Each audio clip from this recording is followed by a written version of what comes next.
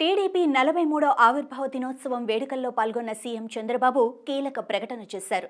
ఎన్నికల సమయంలో తాము అధికారంలోకి వచ్చిన వెంటనే డిఎస్సి నోటిఫికేషన్ విడుదల చేస్తామని హామీ ఇవ్వగా, అధికారంలోకి వచ్చిన తర్వాత పెన్షన్ల పెంపుతో పాటుగా డిఎస్సి నోటిఫికేషన్ జారీపైన సంతకం చేశారు. 16,347 డిఎస్సి పోస్టుల భర్తీకి నిర్ణయం తీసుకున్నారు. పోస్టుల వివరాలు వెల్లడించారు. జనవరిలోనే ఈ నోటిఫికేషన్ జారీ చేస్తామని చెప్పినా ఎస్సీ వర్గీకరణ ప్రక్రియ పూర్తయిన తర్వాత విడుదల చేయాలని నిర్ణయించారు. ఇప్పుడు ఆ ప్రక్రియ కొలిక్కి రావడంతో మార్గం సుగమమైంది. ఇప్పుడు ముఖ్యమంత్రి చంద్రబాబు డిఎస్సి నోటిఫికేషన్ పైన ప్రకటన చేశారు. ఏప్రిల్లోగా మెగా డిఎస్సి నోటిఫికేషన్ ఇవ్వనున్నట్లు, అలాగే మేలో తల్లికి వందనం పథకం అమలు చేస్తామని ప్రకటించారు. ఎంతమంది పిల్లలు ఉంటే అంతమందికి 15,000 చొప్పున తల్లుల ఖాతాల్లో జమ చేస్తామని చెప్పుకొచ్చారు. మార్గదర్శకాలను త్వరలోనే విడుదల చేస్తామని వివరించారు. ఉగాది వేళ మరో చరిత్రకు శ్రీకారం చుట్టబోతున్నామని, పేదరికం లేని సమాజం కోసం P4 మార్గదర్శి బంగారు కుటుంబం తీసుకొస్తున్నామని తెలిపారు.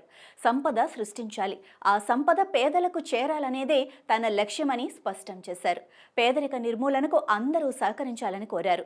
జనాభా పెంచుకోవాల్సిన అవసరం ఉందని, 2 పిల్లలకు తక్కువ కాకుండా కనాలని సీఎం చంద్రబాబు పేర్కొన్నారు.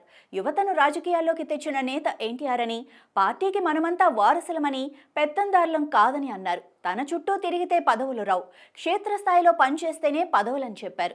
టీడీపీని లేకుండా చేయాలని చాలా మంది చూశారని, టీడీపీని నాశనం చేయాలనుకున్న వారు కాలగర్భంలో కలిసిపోయారన్నారు. తెలుగువారు ఉన్నంత వరకు టీడీపీ ఉంటుందని చంద్రబాబు వెల్లడించారు.